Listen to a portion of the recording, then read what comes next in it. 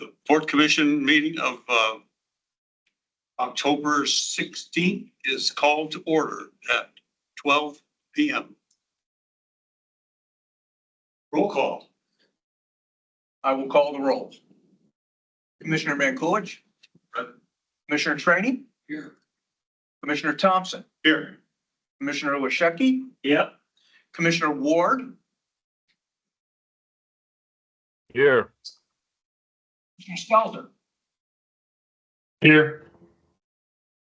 Commissioners Kessler, Robbins, and Rotan are not here. We got noticed absences from Commissioner Kessler.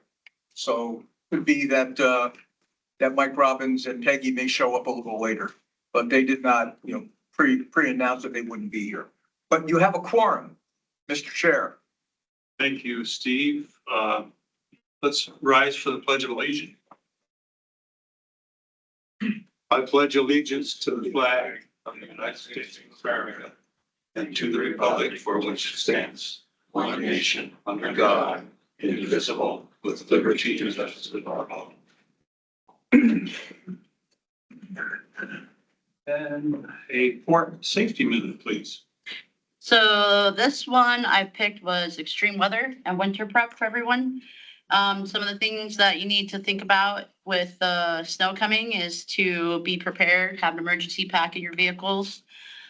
Also, it's ideal to have some ice cleats handy, some good boots and gloves, spare blanket in your vehicle is a good idea. Also, make sure you have a cell phone charger, and I personally have a shovel in my vehicle and extra mittens, and I always travel with a full tank of gas.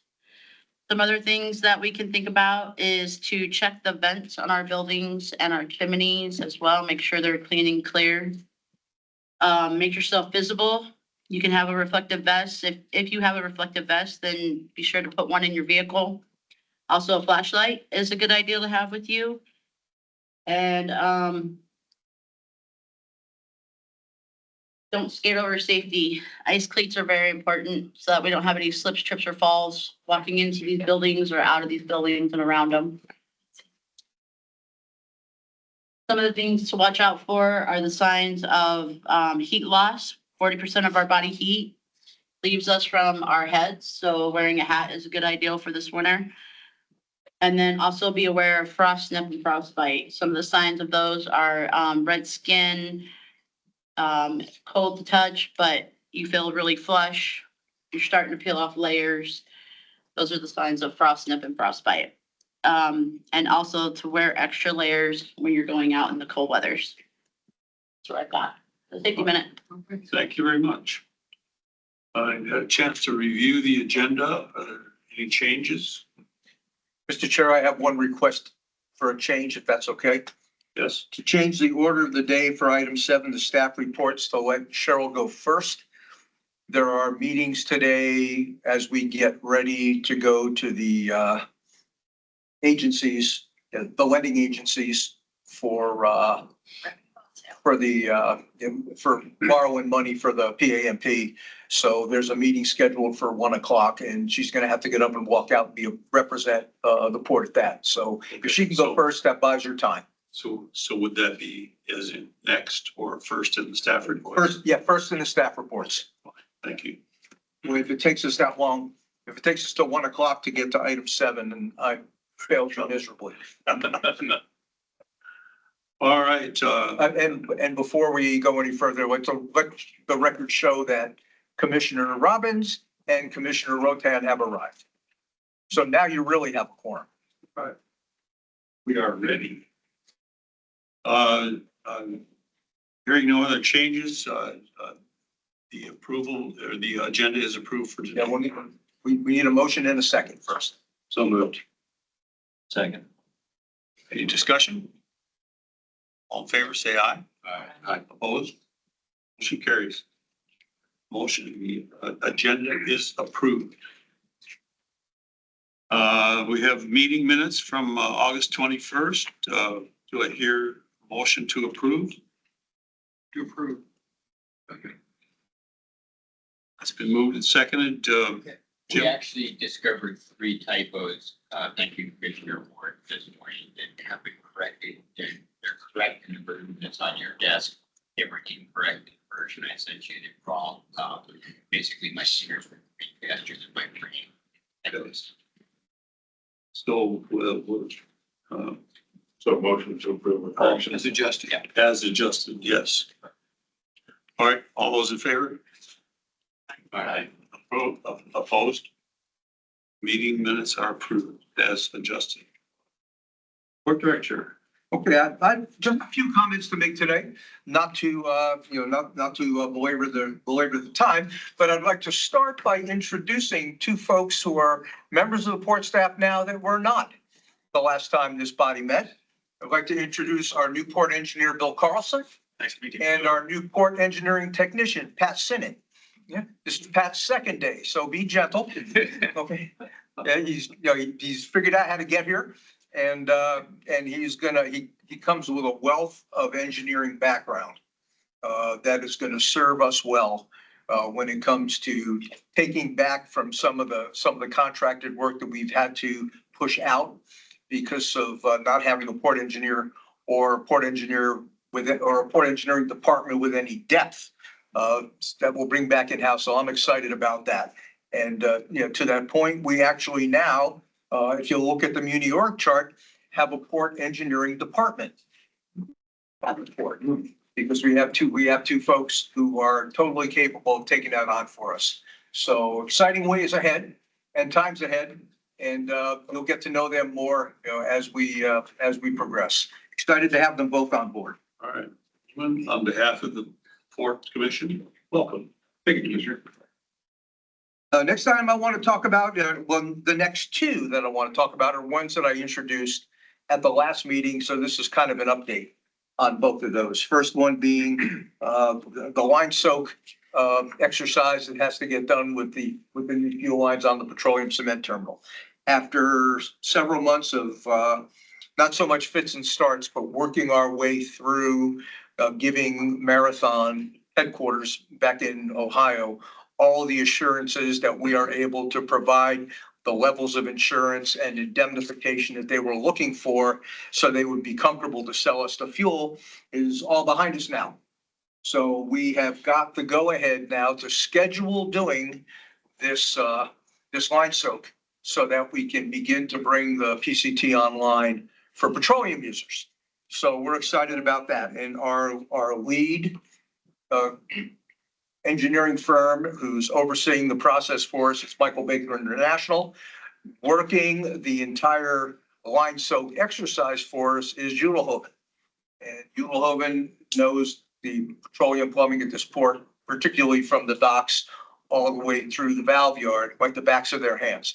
So we're excited to have them on board as the lead for making sure that we do this in a manner that allows us to get what we need to get done to certify the PCT for petroleum use, while at the same time letting petroleum operations of POL1 while we still have it and POL2 keep going.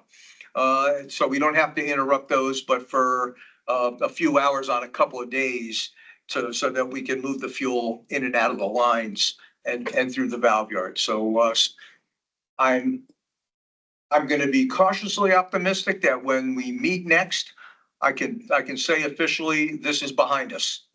So we're working now with the port users to make sure we can get a schedule of those days that we need to block off to do it, and work that around not only the cement ship that's coming in at the PCT. I think we can do it while they're there because we don't have to pull a tanker up to the dock with the process that we've set up. But we just don't want to have people out there interfering with their operation and fighting the weather. So I'm pretty sure we'll be able to get this done before the end of November, worst case. So we're working that now with the users to make sure that we're not going to inadvertently adversely impact their schedules for bringing petroleum in. The other PCT item that is kind of a dangling loose end is the crane on the hose tower. And we've had some fits and starts with that crane. and poor operation. After some analysis being done on it, think we've narrowed the problem down to a malfunctioning gearbox. The crane has been making very jerky motions when you move it, which is not good for operations, especially not good if you got a man basket hanging off the bottom of it, but also not good if you're trying to line hoses up with headers on a tanker or a barge. So you've got to do something about dampening out all the weirdness in that crane. And I think we've narrowed it down to the gearbox. So the gearbox is out. It's down in Washington State at the crane manufacturers being rebuilt. And when they send it back, which we hope is going to be a couple of weeks, they will send it back with the technician to A, do the install, and B, train everybody who's going to be a crane user on how to use it. So that everybody is not learning the first time how to operate this crane the first time they have to use it for real. So, and we've got assurances from the company that the tech won't leave until everybody is trained. So we're gonna, we need to make sure that we are done dickering around with the PCT for petroleum operations and can get the show on the road, getting that done as safely as possible for everybody who's going to be using a new facility for the first time. There will be some learning curve to climb, I'm sure, because it's not the POL 1 or POL 2, but that shouldn't be a bad thing, and it shouldn't be something that gives people fear and trepidation before they pull a tanker up to it or a barge up to it. So that's sort of the way ahead on the PCT.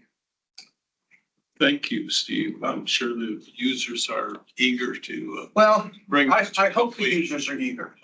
Yeah.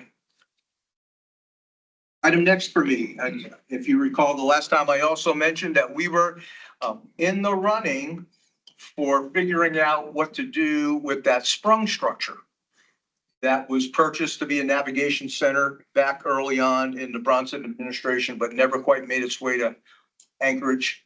But we were asked when we put in the paperwork to replace our sand tent, which I think everybody who's been on the commission for a while remembers was right where this building is.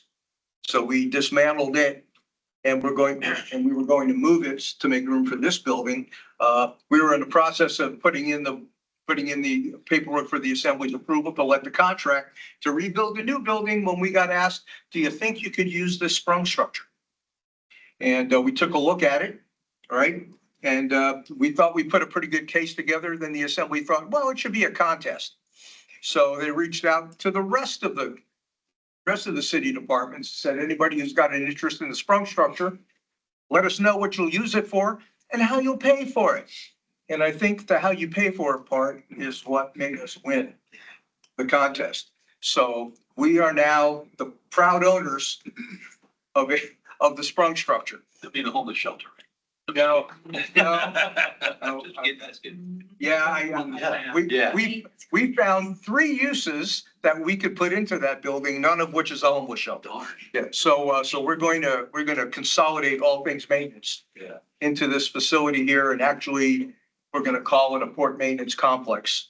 It's going to go on the same site as we had intended for the sand tent, if the sand tent was a standalone. But we will not only put sand in it, but we will use another portion of it for all of our heavy equipment that is going to spend this winter outside because there's no place for it. It was all in the transit shed on the dock that the wrecking ball is going to swing on.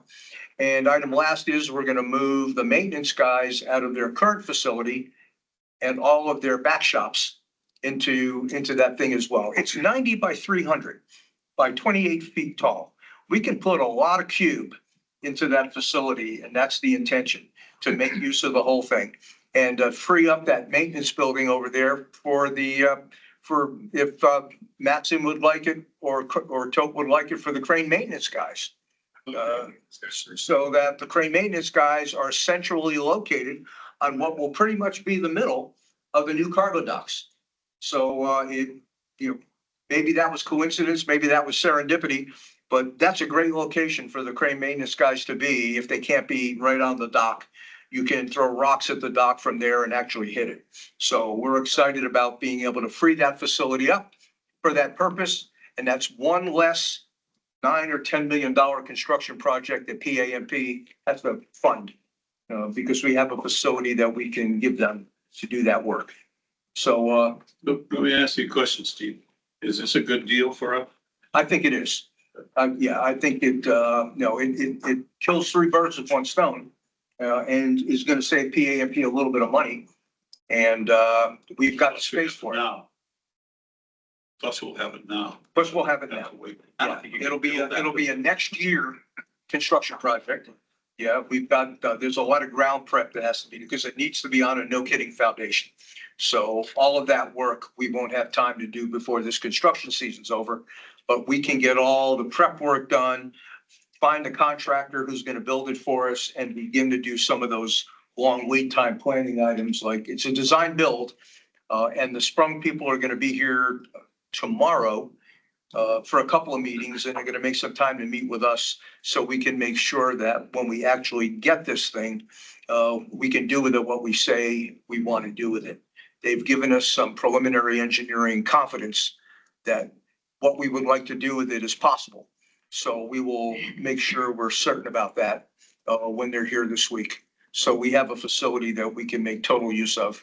And we give the city back about $2.5 million that they can put into the homeless program, which is where the money to bought it came from. They sold it to you for $2.5 million? Yeah. Yeah. 2.3. 2.3, not quite 2. Yeah. But that, yeah. So we're, we're excited about that. I didn't tell them, but you want to tell about toilets? Well, I think there was like 150 toilets that came with it or something, I think, so. Yeah. We have a small dilemma. It also came, it came with a lot of plumbing because of what its original intended use was. And all that is here it's here in Eagle River, in a big, in a warehouse. What kind of toilets are It was something for a homeless shelter where they. So if you're out there on Facebook Marketplace, yeah, and you see all these stainless steel toilets up for sale, there's a clue where they came from. Yeah, humanity might have a use for them. Well, random portable Alaskans. Yeah. Yeah, put that right in the. Well, engrave them. Well, engrave them. Yeah, there. And so, yeah, we'll be all over town in some of the most exciting places. Yeah. So that's the latest on the Sprung structure. So at some point, we'll actually have something going on out there. You can take a field trip and you can watch this thing, come out of the 12 containers on flatbeds that it's going to take to get it here from 2 locations. Some of it's in Utah, some of it's in Canada. So it's got to make it, all that's got to make its way up here when the timing is right to do it. So that's also part of what we're going to be talking about with these front folks when they're Bring all here. the toilets? What's that? Do we have to bring all the toilets? Yeah. Yeah. It's going to be fun. It's going to be fun. It's an interesting logistics challenge. And that's kind of what we do for a living. So, so we hope it works. Be a lot of seating. Moving right along. Yeah. So item last for me, is just to be on the lookout. When we get into 25, there are going to be some changes to section 1 of the tariff. Now, remember section 1 versus section 2. Section 2 is where all the rates are. Section 1 is where all the policies and procedures are located. And there are a few things we're going to need to update in section 1. And I don't have my act together yet to have them all compiled. One of the big ones that we need to put in the tariff is a change that probably took place, not a change, but an ad that took place about 7 or 8 months ago in the industry, where there is now for landside firefighters coming to help support ship fires. There were big problems with being able to connect the hoses from landside firefighters to ships so that you can provide water and hose support for fighting ship fires. What's been created is a universal joint that makes those connections easy. And every foreign flag ship now, or every ship now has those in a box on the vessel. And what we don't have is anything in our tariff that lays out what it looks like, potentially where you can find it, and what the procedures are for getting access to that when you're helping a ship fight a ship fire at your dock. So we need to compile all that information and put it into the tariff so that it's in the right place for anybody that would find themselves doing that. That's one item. And then there are some other changes that we are going to need to make as well, because of how much time has passed since the last time we did anything to the policies and procedures in section 1. So will that work be done by your staff? Yeah, we will do the writing, and then we will present it here for your review and wordsmithing, if you think the need is there to do it. And then just like everything else that is a tariff change, that the commission's responsible for having made happen, we'll prepare the resolution that has to go to the assembly so the assembly can officially adopt it. So there's not a lot of time between now and the end of the year with everything else that's going on, budgets and what have you, to really get on it now. But it'll be the first thing in 2025 that will do it. I just wanted to give you a heads up what was coming.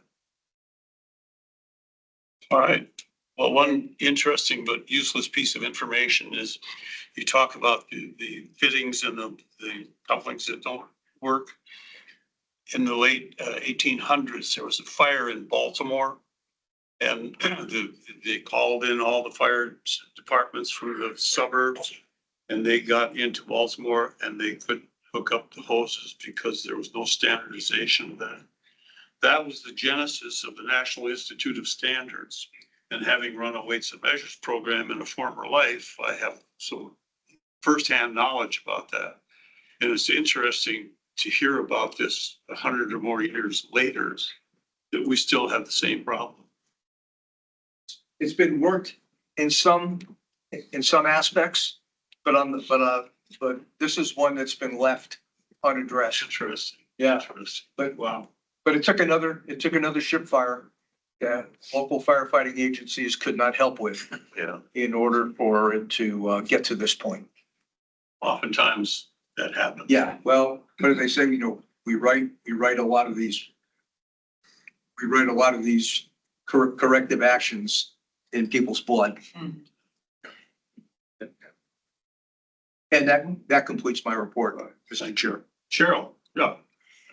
So your financial recap was included in your packet. It was a fairly lovely report, I would say. We're on budget for a lot of our revenues and over in some areas. So you can read with great interest. We're 75% through the year, and the overall revenue collected is 78%. So we're right on target. It was, when we set the budget last year, it was the first year that the tariff surcharge was in place. So not really knowing how that was all going to work out for us.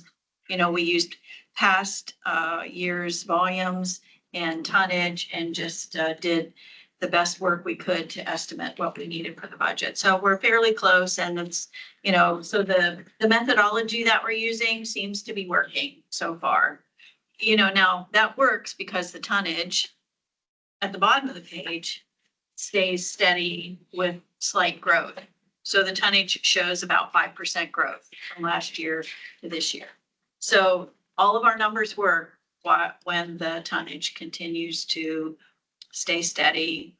When we budget, we look at everything just remaining flat. We don't really budget with any increased expectation. So and the way the budget process works is you can look back 3 years, average, and then adjust your revenues based on your look back for 3 years. So that's kind of just a little bit of a insight into how these numbers get drafted, why some look lower than the others because of the changes that we've had in the last 3 years for the tariff rate on wharfage. So that's kind of the scoop on revenue. It all looks great to me. I took a deep dive and looked at the surcharge based on the tonnage, and we seem to be just right on track. So if there's any questions about that, I'm happy to answer. Everything else is pretty steady. The industrial park leases are all tidied up and signed and everyone's paying, and it's been great results for 24 so far. The one thing under your expenses that I'll point out is that your NISA and dividend payments, we've paid everything through September, with the exception of the last 50% of the dividend. The dividend we paid to the municipality is 603,000. So we split that into two payments, one in August and one in October. The NISA is paid in July.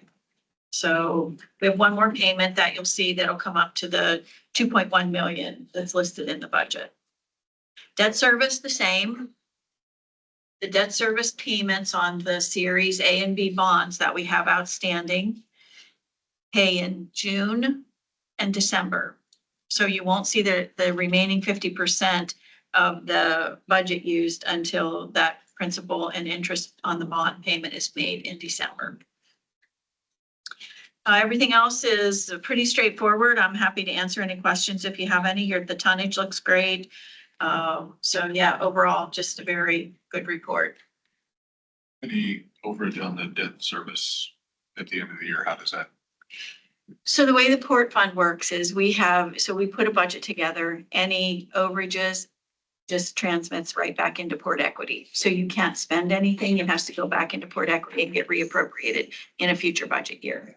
Yeah, unlike general government, we get to carry over what is not spent in a previous fiscal year. We don't go to zero and start over. So we did charge less on debt service. So the debt service, the public financing folks calculate like what we need to charge to the rating agencies. So I don't know that I could necessarily say, yes, we could do that because we made more money. I think they would, they set a standard up to recover the debt service payments.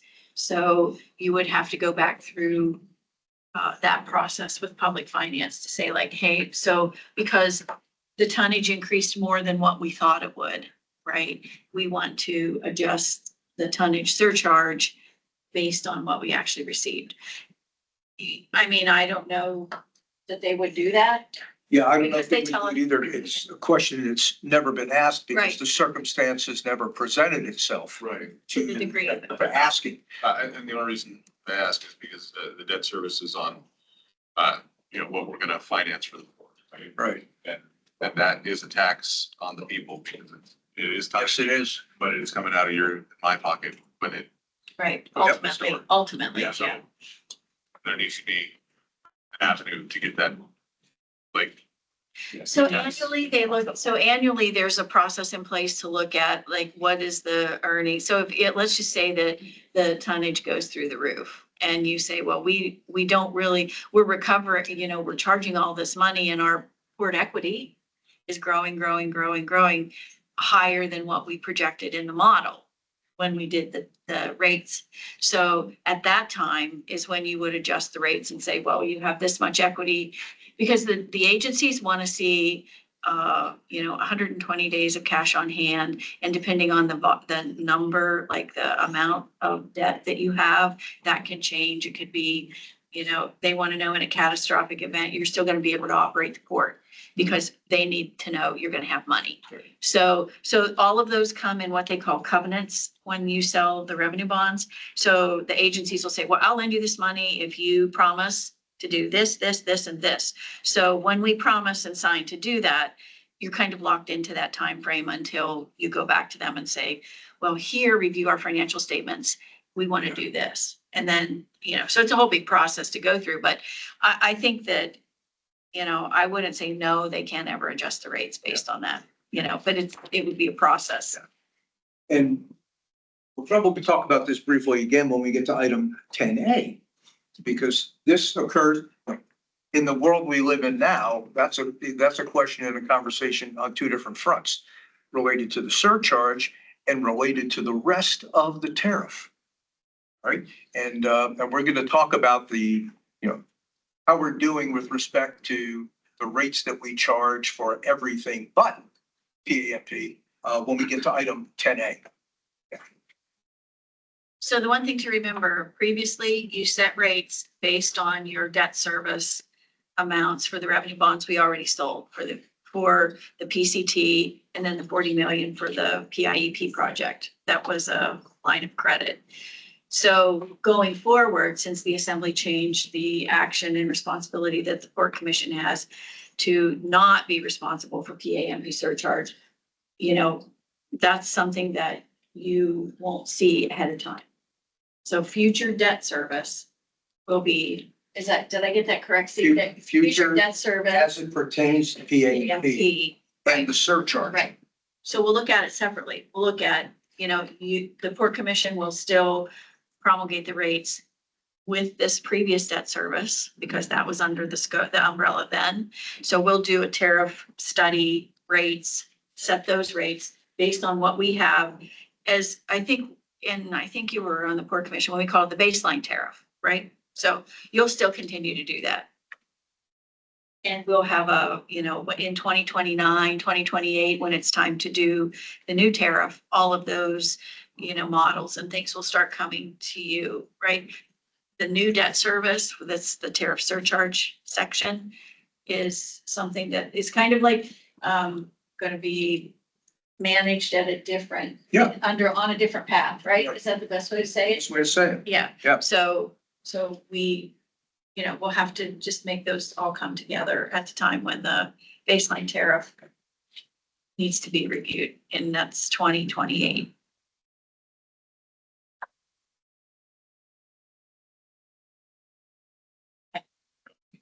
Completely comprehend. Yeah. Well, Yeah. I mean, it's a, Right. yeah, I mean, it's not complicated.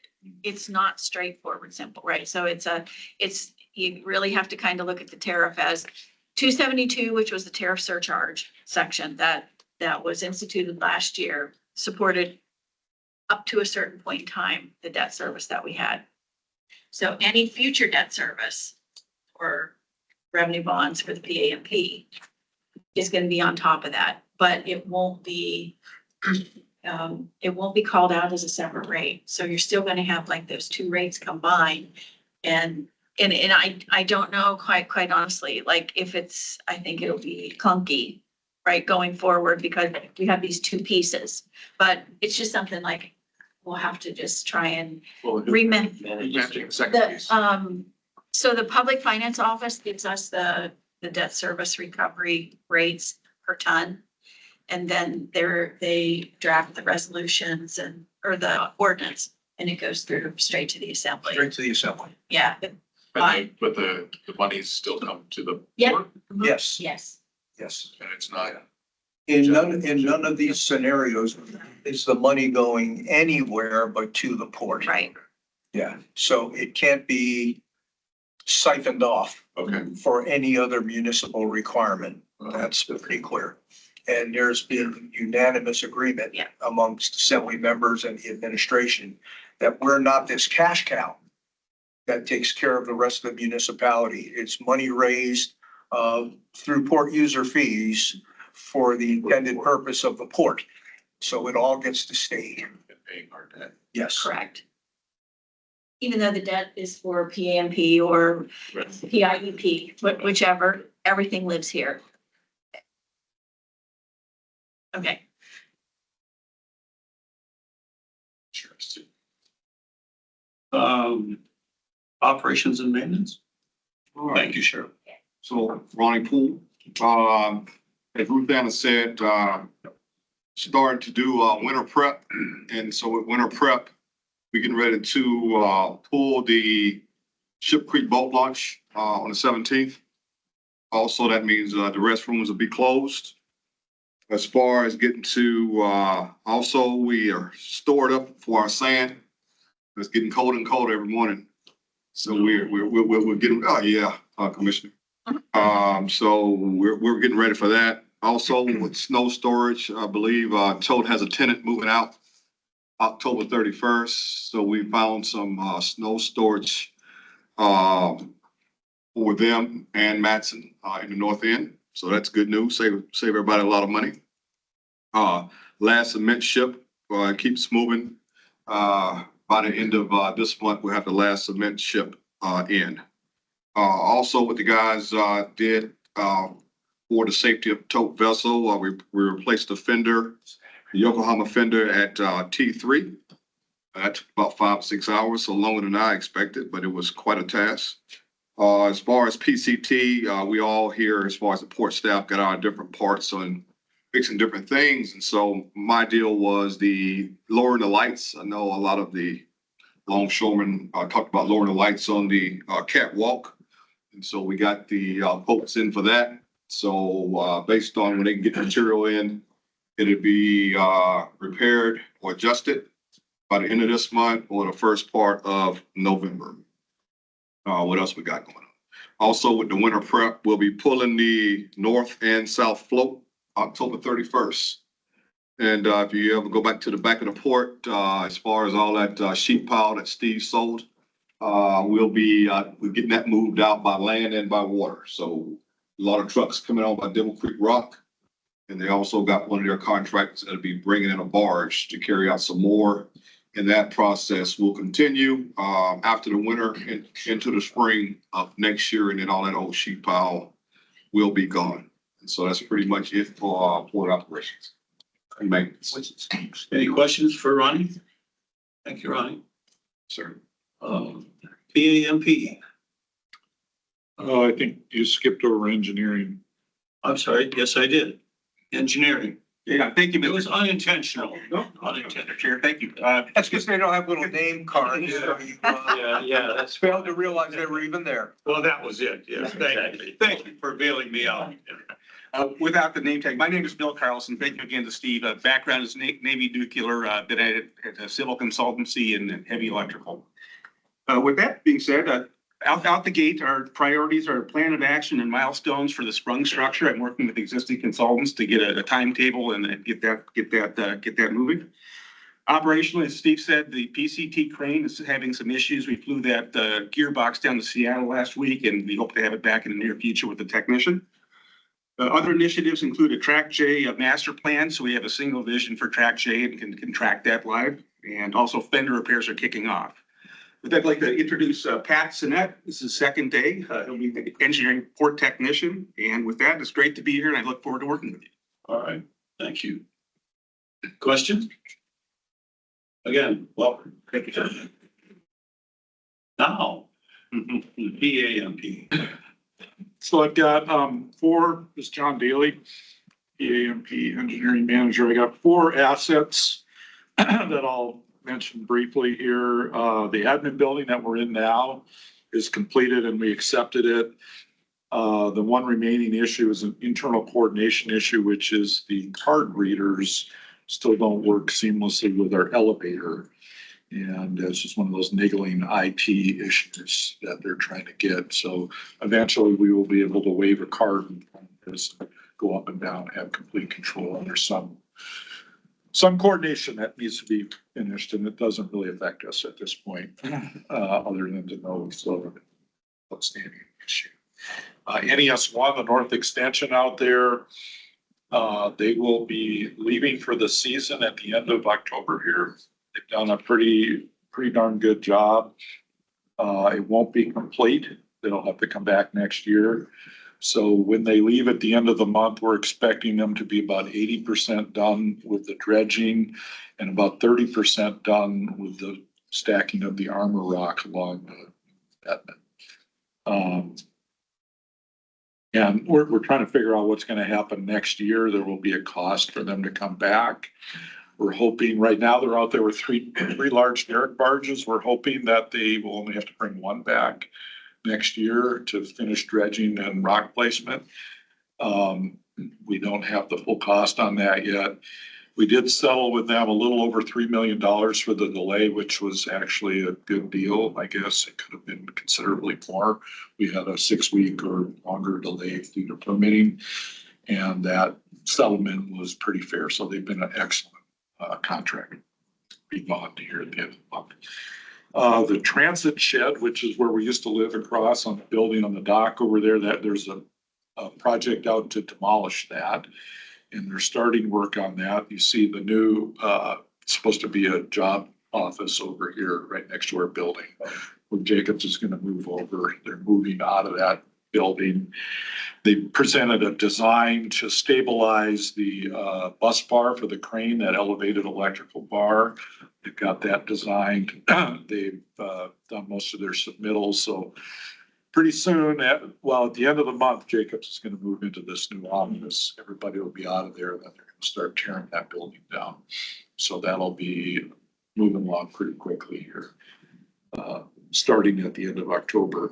Then the big one that we're focusing on now is the Terminal 1 design, which is the new large cargo dock there, 120 feet wide, 850 feet long. They had a bid opening and nobody wanted to bid. The main driver for that was the schedule. They had a very tight schedule with large liquidated damages. The schedule was, there wasn't a lot of float in there, a lot of slack for anything. One of the high tension items was the coordination between that construction project and receiving the cranes. So Matson was going to supply the cranes and they had a narrow window to do that in, and the dock had to be ready exactly when the cranes came. And if it didn't, there was liquidated damages that could get up over $80 million. It's a lot of risk to them. The pile driving window was largely constrained to one season, which was going to be very difficult. They looked at multiple shifts and things like that, but it put a lot of tension on that.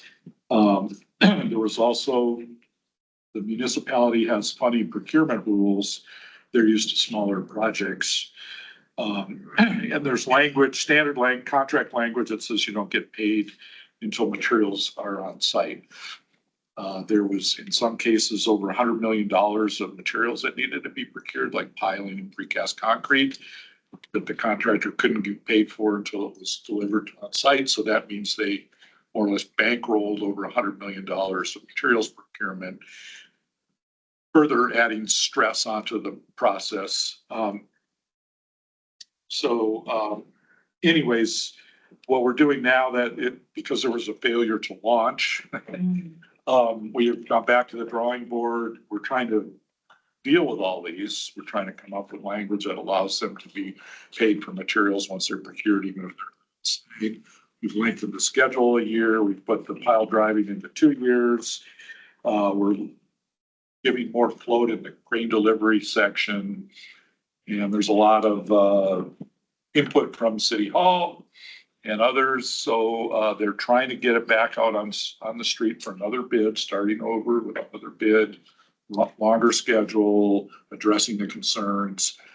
The hope is that they would award something in the spring and at least start procuring materials next year, maybe do some level of construction next year. So that's taking up most of the bandwidth right now, is machinations on getting T1 up and running. So that's pretty much it. Questions for John? Yeah, question. So,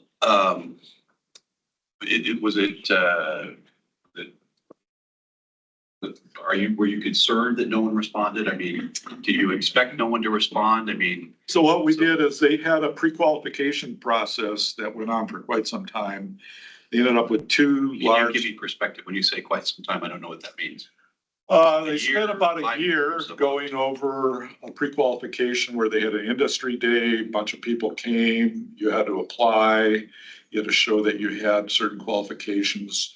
From that process, there was 2 contractors that were selected. One was Kiewit, the other was Manson and PPM joint venture. They submitted everything, had all their quality plans, they were qualified to bid. And they were interested. And during the bidding process, first Kiewit came up with a letter that said, "These guys, we're looking at this. Here's a letter of all our concerns." And they tried to address them, but Kiewit wasn't happy with that. And then what we heard, we debriefed with both of those 2 contractors after the bid. We said, what's going on? What's your issues? We interviewed them multiple times. Kiewit and Manson and PPM didn't really say anything until the 11th hour. They had each they were a joint venture, but they had each done their own schedules and their own ways, and then they combined them together. They said there's only, 2 days of float in the schedule. We're gonna work double shifts. We're gonna work in winter. We're not doing it. So they both backed out at the 11th hour.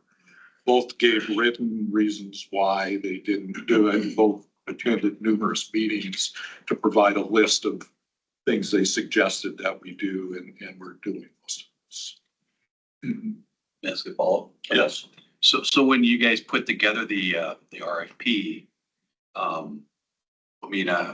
this is way over my head, right? This is way more technical than I would normally get involved with, but I'm just curious. So, you must have known, did we not know did you not know that we were putting together something that was not doable? Or So you're gonna open Pandora's box with that. Okay. I'm trying to be politically correct. I'm sorry. There were some people that raised these issues during the process, and there was some When you say the people that process, didn't want to listen to that, or how do I say this without being politically incorrect? how much time did we waste, or how much time did this cost us? A year, at least a year. That's really what I wanted to know. But some people had brought up these issues during discussions. And I will say that there's a lot of influence coming from City Hall and the Assembly in particular about the schedule. And I can't go argue with some of those people. So Support experts. we bring out and we say, consider, and if they don't, then I just was wondering. how am I doing? Am I digging myself? You're doing really good. It's this faction. So John, when will you be ready to go out for the next? They're working really hard and they'd like to get it out before the end of the year and try to award it in the spring. So put it out on the street for another bid by the end of the year and open them up and award it in the spring. is what Do you they're feel that we have a meeting of the minds here? We have a much better schedule. We don't agree that, not everybody agrees on everything, but the schedule is way better. We've addressed most of those issues that I just talked about. We've given them longer time. The crane interface is better. Pile driving's over 2 seasons, on and on. It's something we can almost believe. Is there any way that we could procure the materials needed? That's That's being $1. That's being. been discussed. Because it's our material then, and if somebody backs out, we still have the material. So it was interesting. And there's a history and a method. So the general philosophy is that you put it all in the contract because especially with piles, there's a long history of issues if you pre-procure the piling and there's an issue with them. You can't weld it, it's out of round, it's not the right length, blah, blah, blah. And then then it's your responsibility. And so you want to push it on them generally, but we did talk to a couple of pile suppliers. And one of the things we could do is we could procure the plate that they make the piles out of and pre-procure that. Majority of the cost. That's a lot of the cost and a lot of the time. And once they get that, then they have to roll it. It's kind of looking like we're not going to need that with the new year, but we've looked at that. We've had detailed discussions with some of the pile suppliers. We've looked at the risk. We're weighing that, but that is something you could do. So you think there's a reasonable chance of success on this next round? More than it was. But to be honest with you, we also heard from Kiewit that they may not be interested in bidding it unless you put it out. There were some concerns about their control of the schedule and the phasing. And if they didn't get the things that they wanted in there, they said, we're not going to bid. And we're still talking. And we said, well, will you still talk to us? Oh yeah, we'll still talk to you.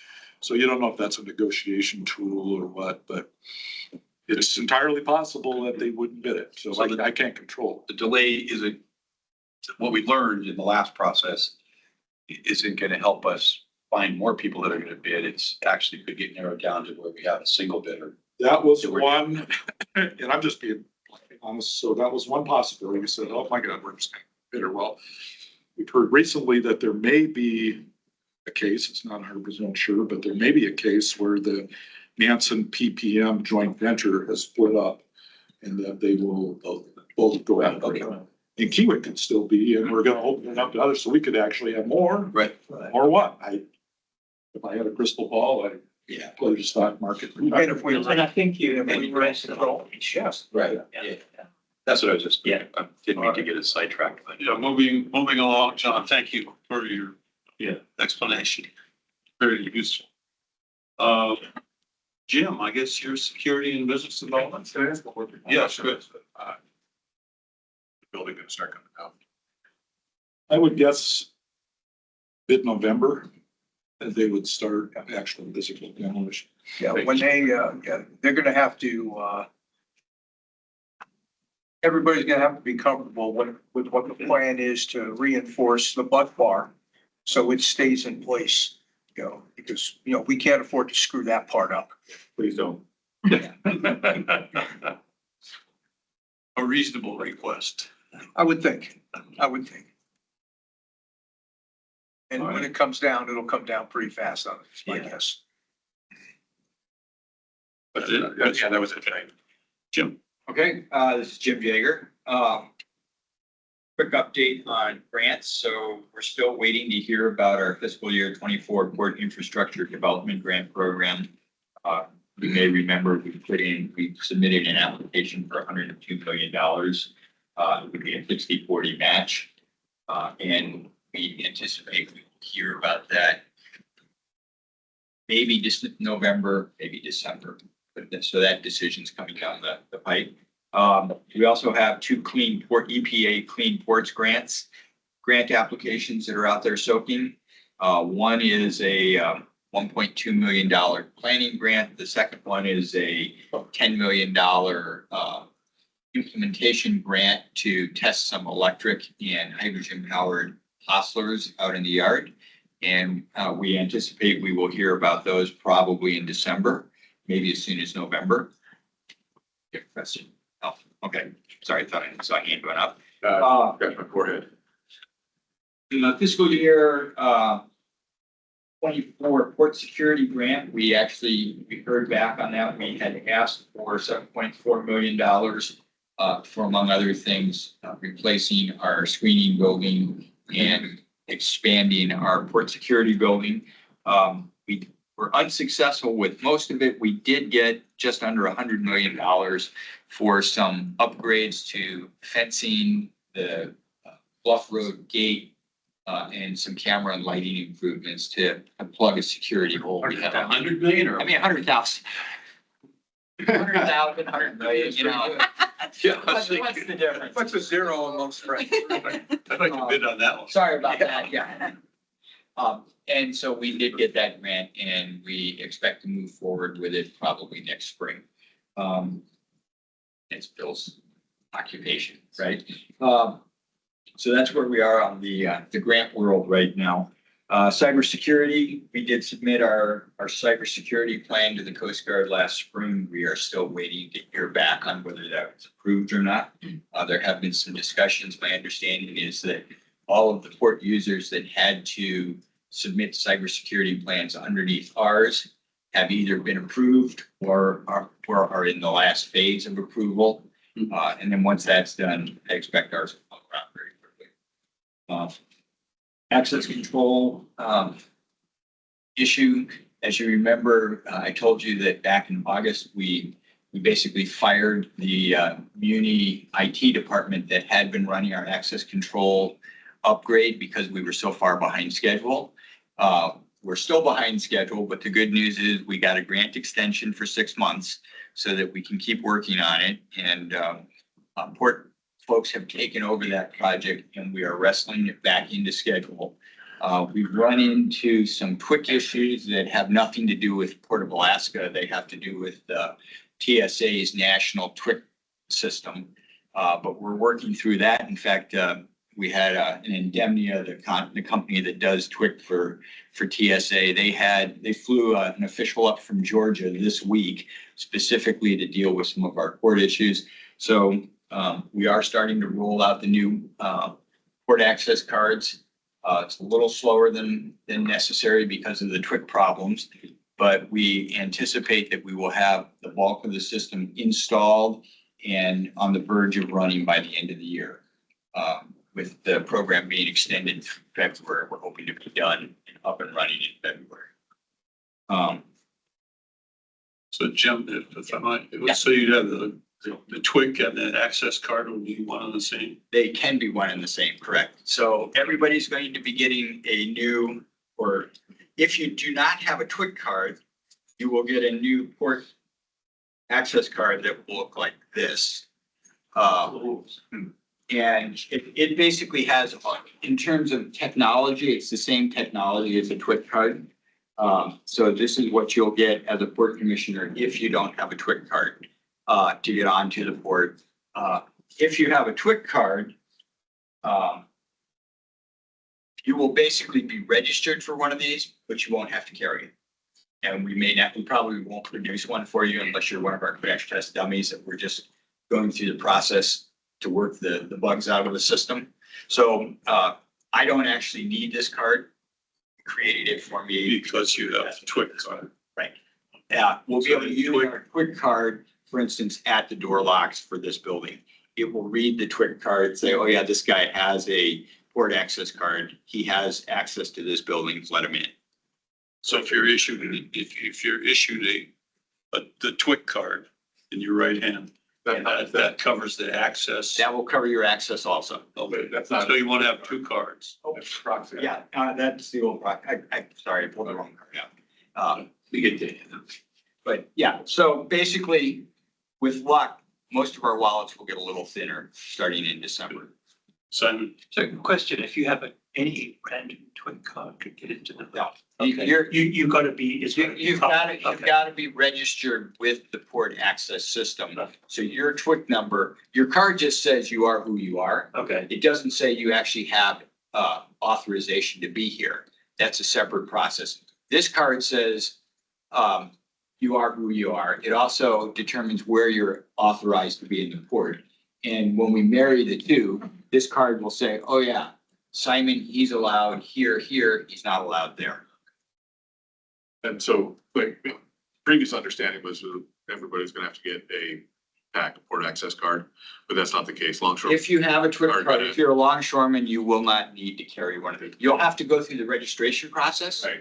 but you won't actually have one. So, and then the PIN access that they need to get into that will allow you to program it. Exactly, and that's one of the issues we've had is that the TWIC office here in town has been dysfunctional, would be the safe way to put it. Only a little bit. Yeah. Only so that we have not, you need to know what your TWIC number and what your your PIN number is.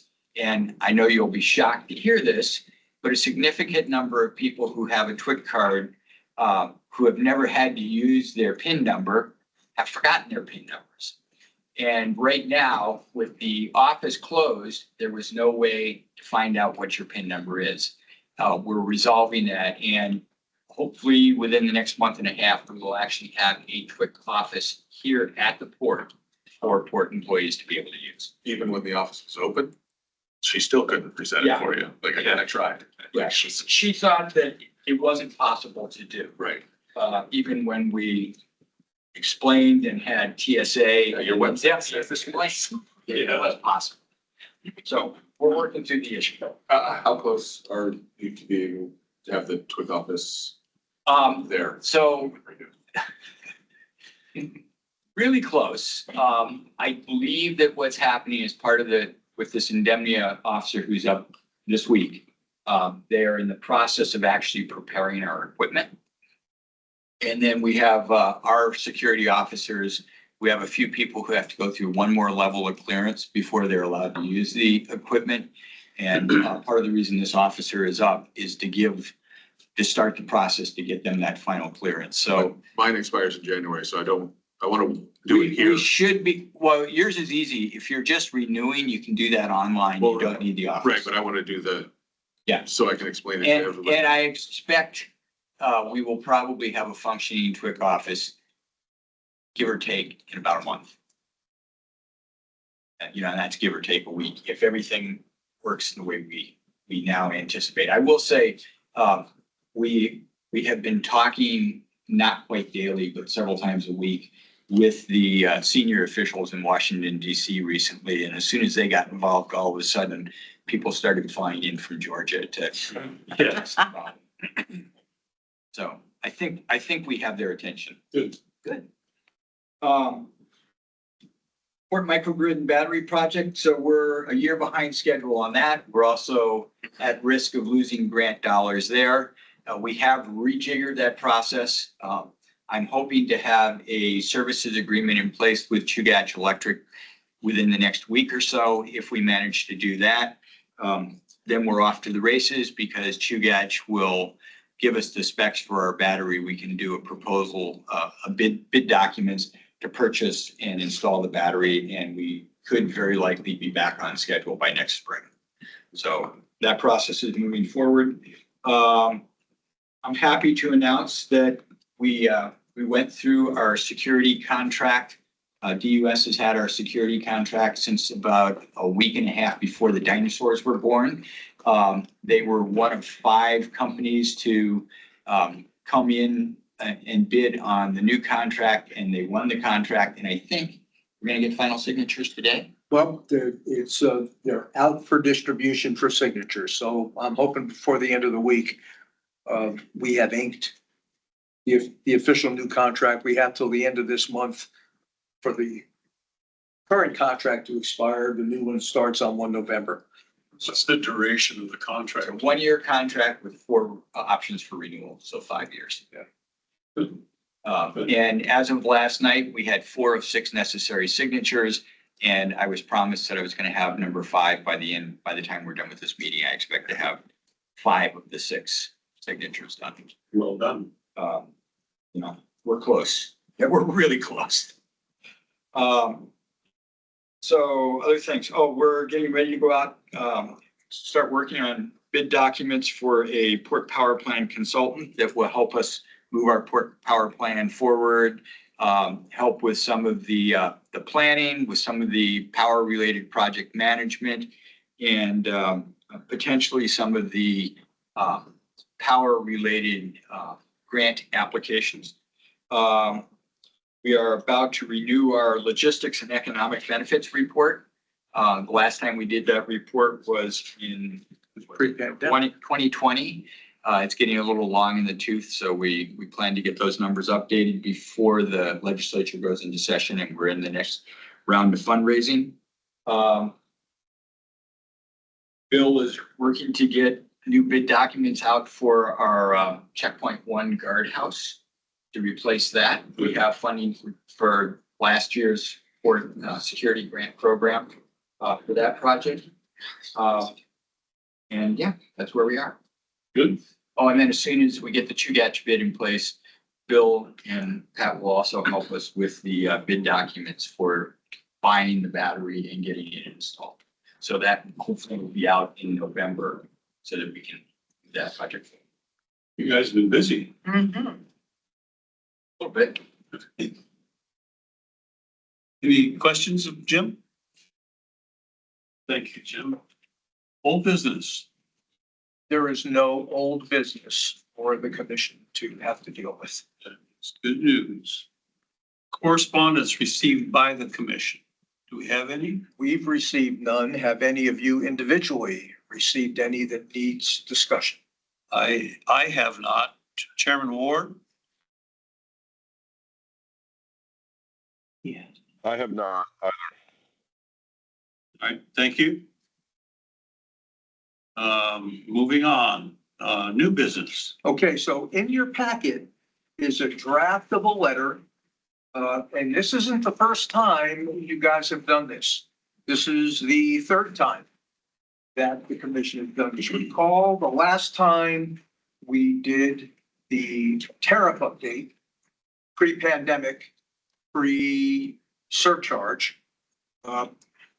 One of the conditions that was put on it by the assembly was because it was a 10-year tariff with a 10-year rate structure and a lot of consternation about us picking pockets by setting the rates higher than they needed to be set. There was a requirement for us to review the revenue streams we were getting from the rates that were in the tariff, report back to the assembly whether or not they were working the way they should, they were overproducing, underproducing, or what the story was. We were also supposed to give them an update on where we stood with respect to the litigation settlement, if we knew of one, and there was one. And we put that in this letter. So the letter that you see in your packets today for your review before and your review and approval so that Chairman Ward can sign it is in similar format to the previous ones that we've submitted to the Assembly with the updated information on it. So we tried to get it out to you in advance for your review, consideration, questions. Is there any changing to the wording that you'd like to see? Open for your discussion before we put it in the final format for the chair to sign. I'll make a motion so we can talk about it. Move that we approve the letter. Second. There's a second. Okay. Discussion. Fine. The letter seems pretty well composed, and I'm assuming that it's been composed in such a way as to comply with all the requirements of the assembly and that it, because I've noticed you talked about being on budget. Yes. Using all of the right terminology to correctly and address it. Yes, and it's been received by the Assembly without any comments back about, hey, could you tweak it, say this, could you change it, do that? Good. So it's passed muster. The first couple of times it was sent, this is our third. Very good. Yes. It's got the Assembly seal of approval, at least providing the information that they want to hear. So, Steve, I would ask, it's technically correct in all the section numbers and the item numbers Yes. and all this. Double check that again. Yeah, I write these and then I give them to Cheryl, who's got a little bit more of a critical calibrated eyeball than I do to make sure that I haven't misquoted anything here. So yes, I'm comfortable that we haven't misspoken. Ron, have you had a chance to read this? Yes, I did read it. And I thought Steve did a nice job. I only had a question. I believe we're supposed to submit this in September. That's correct. And you can blame me for that because I didn't have this in time for your August meeting. Which would Okay. have made it more appropriate. And so I will take the hit for having been distracted. There's been a lot going on. And this was not high on my priority list, but I've got a little tickler on my calendar now to make sure that we, as we get to the end of the summer, whatever meeting of this body occurs toward the end of the summer prior to September, that it's on the agenda in a more timely manner going forward. We would have 120. I'll Yeah. put one on mine as well, since it's under my signature. Make sure we get it in on time. What are ramifications of being late, or because I believe previously as well, so. Yeah, Obviously, Ron, about the only answer I can give to that question is we have not received any criticism from anybody with respect to lateness or content. fair enough. Okay. To the Assembly Chair and individually to all the Assembly members. I will put it in an email, and what I've done the last couple of times, I put it in an email to the entire Assembly as an attachment. Any further comments or questions? Can you find out when this? Lastly, When is Steve's the Ron, on hold- my signature. Ron, hold on just a minute. Dick Trainy's got the floor. Steve, can you find out when the Assembly's going to discuss this issue in front of their committee? They may not. They've never done it before. They've just accepted the letter. Yeah, it's never been, we've never had an opportunity to, or they've never asked for one to talk about it. Thank you. Ron? I just wondered what the M after my name was, Steve. Is that Master Mariner? Mariner. Are you okay with that or you want it gone? Michael Mouse.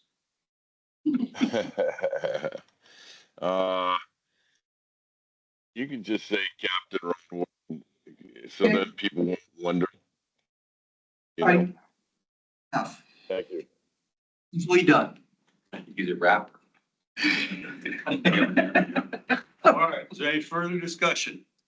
And now this, the approval of this motion will approve this draft of the letter. With the edit requested by. And then Correct. gone. And then gone. Okay. Ron, is that okay with you? That's fine. Steve, You're cutting out, sir. hang on. Is it okay if I sign that on Monday when I return, Steve? Would you like me to change the date to Monday, Steve? I guess a few more days is not going to make much difference at this point. It doesn't matter to me, whatever you think is appropriate. Okay, fair enough. I will do that just to keep it legit. All right, motions to approve this letter with the minor changes. So if there's no further discussion, all in favor, say aye. Aye. Aye. Motion passes. Thank you, Steve. You're welcome. Thank you.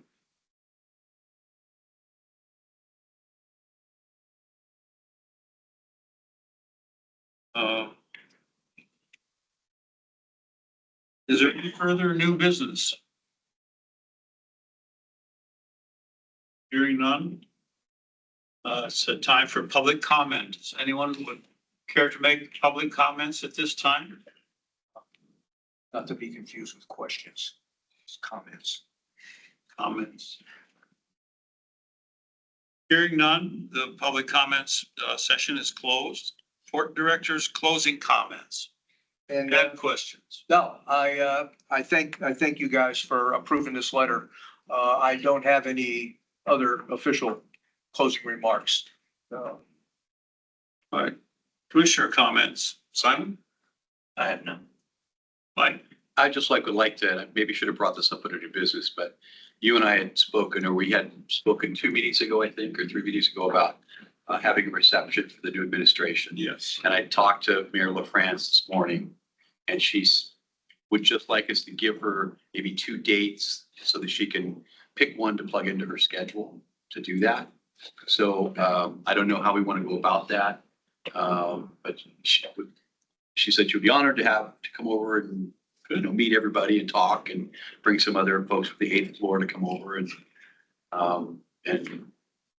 hang out, for lack of a better term. That's my term, not hers. I will be out of touch until the end of this month, Okay. but maybe perhaps in November. Yeah, that's what I'm thinking is maybe we could look at it for November. It depends on what everybody's schedules are. Yeah. How do we want to approach it? About the only thing that's competing for time in this room or up here would be other meetings that we schedule that need the conference room. So there's a lot of flexibility as to dates and times of day that we can make this available. Well, otherwise January, yes.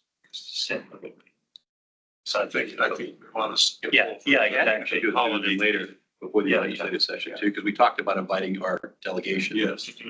As well, to use that as a chance to make it. Well, and this would be good if we do it after the election. Oh, yeah, we could do it after November. After the. Yeah. Maybe second week in November. Does the second week in November work for the commissioners? The week of November 11th. And we talked about doing it like 3 to 4, I think, is what like an afternoon. Yes. So is that still a good time? Comments? You wanted 2 dates, right? Yeah, if we give her 2 dates, it'd be great. So say November 11th. November 11th, holiday. Is it? November 11th is a Monday. What date, what holiday? Veterans Day. It's Veterans Day. Oh, it is. Okay. How about the 12th? Well, it's Tuesday, ship day. That's perfect day for some, right? Perfect. Oh, no, it's ship date here at the port, so is that too busy for everybody? Two ships, a lot of trucks, a lot of traffic, we have a lot of. Yes, no? How about the 14th? Oh, it's November too, so there might not be a lot of hanging out outside. Yeah, that's true. So you're gonna do They get to see it operate. that would, Yeah. yeah, what's wrong with that, right? Yeah. I mean, that's okay. So say the 12th, 12, fine. and then what about say the 14th too, as a secondary date? Would that work? For me, Okay, 12 and 14. and I'll pick, say the boat, should we, Steve, are the rooms, is there any problems with the room on those days? I don't think so. And should we propose like a 11:30 to 1:30 on one day, or should we stick to the same time? What do you think? Should we pick a different time frame or not? It depends on everybody's schedule, right? If we can get here. If you want to see that ship's working after 1 o'clock, it's, everybody goes lunching. Right. And well, you still want to try and do it 3 to 4? We can, I'm just was asking what everybody thought. I'm not, 2 to I'm 3? agnostic really to it. No, that's Just, Well, so we would If- say if- 2 to 3 if on the one date day time and is 3 to 4 on the other available, day. no pushback from us if the date and time is available. Okay. It's your room. It's your room and it's your floor. How about that? how about November 12, 2 to 3:30? Okay, and we'll say November 14, Same time. 2 to, okay. Right. So I think we should, You will make the contact. I'll make that contact. They're waiting for that information, so I'll make that contact today. Very good. So Graham is gonna, they promised to turn that around real fast for us. And as I said, I'll be back. Perfect. 1st of November, we can work on the Perfect detail. on the agenda and the details. Yes, absolutely.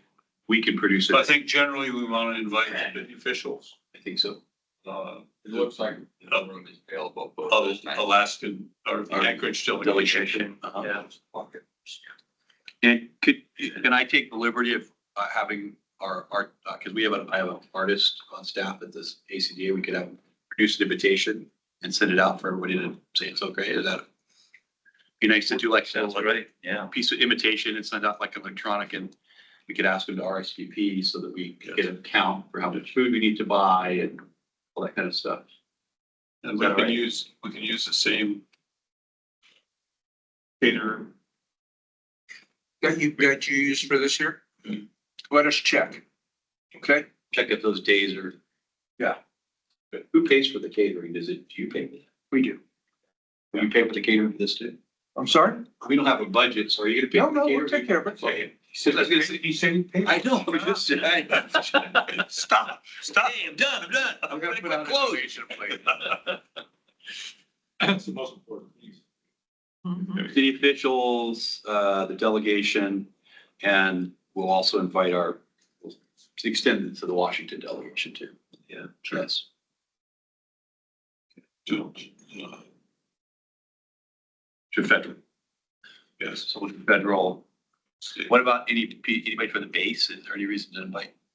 From a port standpoint, I mean, I don't know if there's anybody, the ice commander, the Coast Guard commander. Coast Guard. And the base. The base commander just.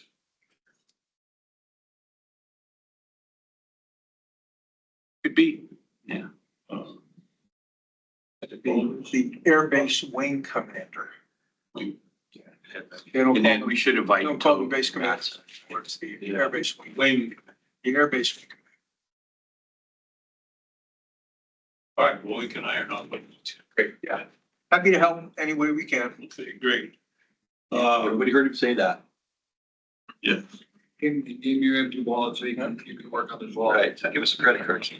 all right. Let's see, Peggy, comment? Chris, just happy to be here. So you have a question on AO 24-85. Which is, Ordinance AO 24-85. remind me what, Tariffs that don't have. is that the one that's in the letter? Yes. Yeah, that was the assembly ordinance that approved that version of the terminal tariff with all the rate changes that we requested that turned the tariff into terminal tariff 9.0 back at that time. So that's the ordinance that we're referencing there. And in that assembly ordinance were those instructions to come back every year with a report on how the tariff rates were performing and answer those other questions. That's not related to the other ordinance that you passed around, the email that took us out of the approval process.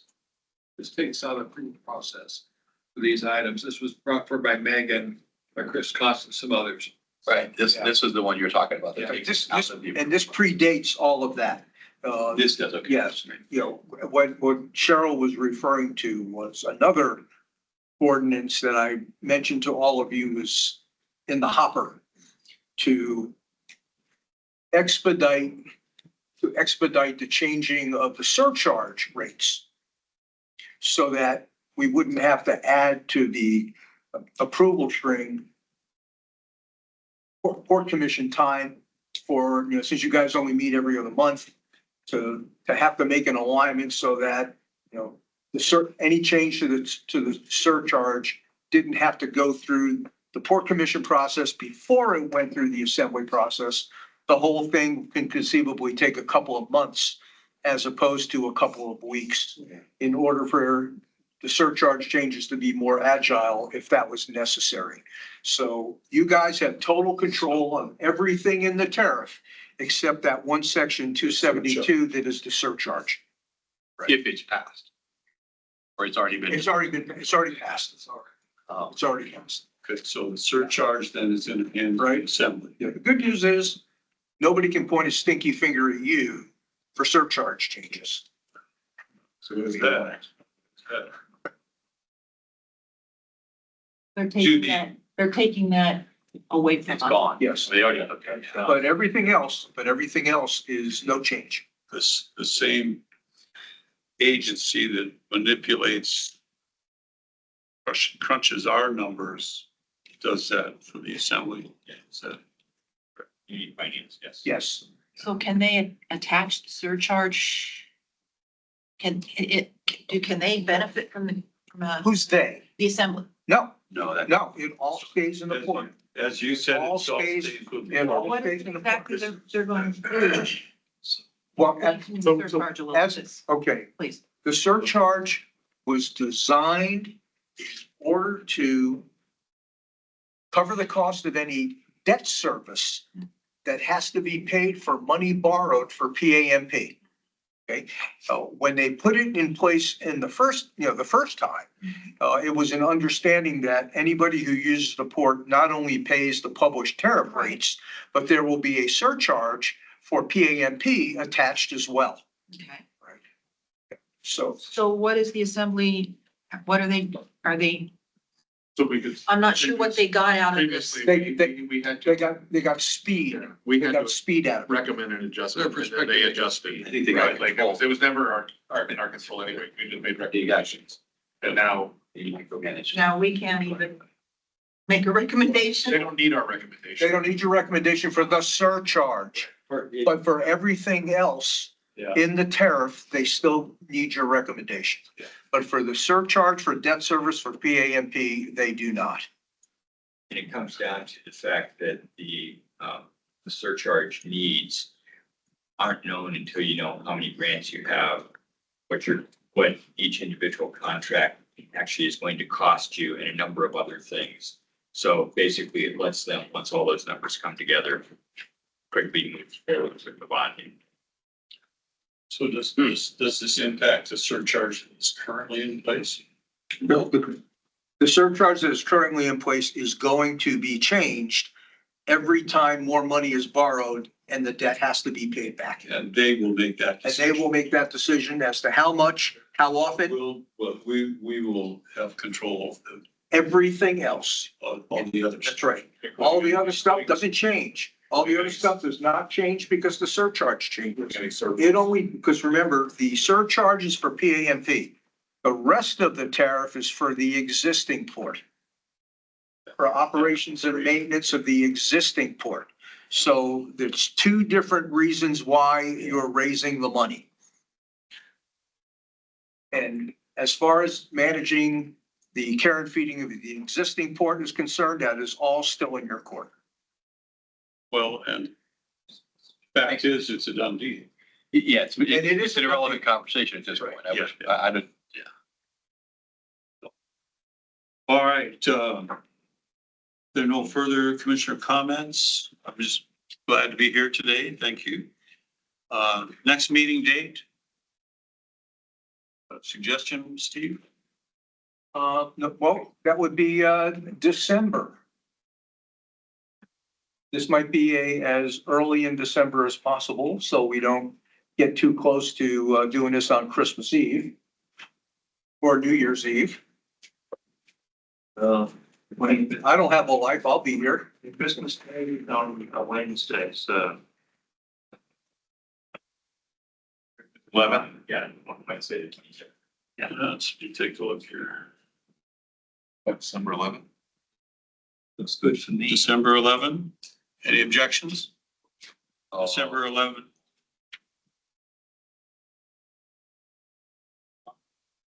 just depends on as long as we don't have a lot of business. I've got a board meeting.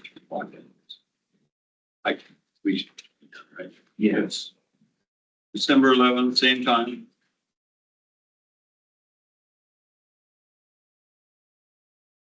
Two p.m. Okay. There's no further business to come before us. I would entertain a motion to adjourn. Motion to adjourn. Second. The meeting is adjourned at 1:25. Thank you. Thanks, all. Fine. You should.